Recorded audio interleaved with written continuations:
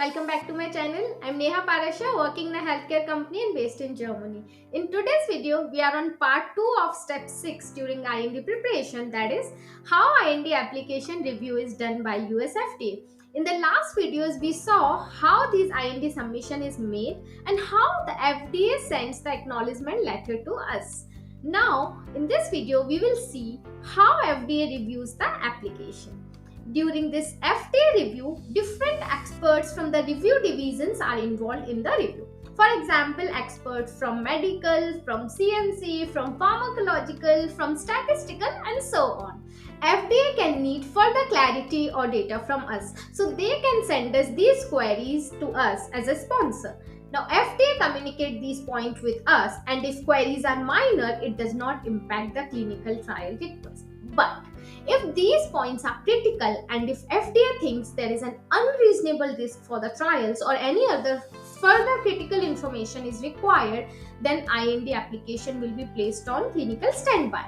That is also called as clinical hold. There are two kinds of clinical holds: complete clinical hold and partial clinical hold. What is complete clinical hold? As the name indicates, that when all the requested clinical trials are kept on hold.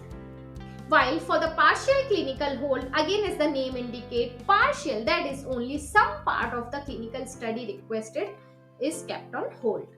So the sponsor need to submit a complete response to FDA for these questions.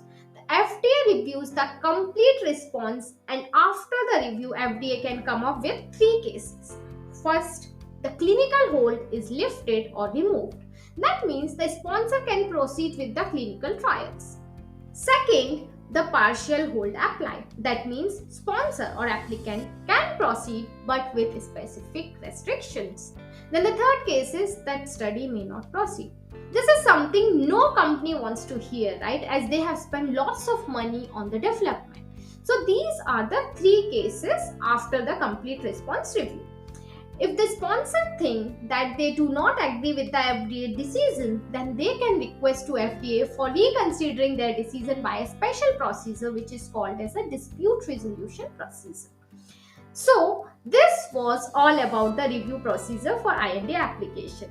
But before we end this video, do you know, after reviewing the IND application, when we start our clinical trial, where do we need to register these clinical trials, and if the registration is mandatory or not? If you know the answer, then let me know in the comment section. If not, then don't worry. I'll talk about this in my next upcoming video. Till then, let's stay tuned.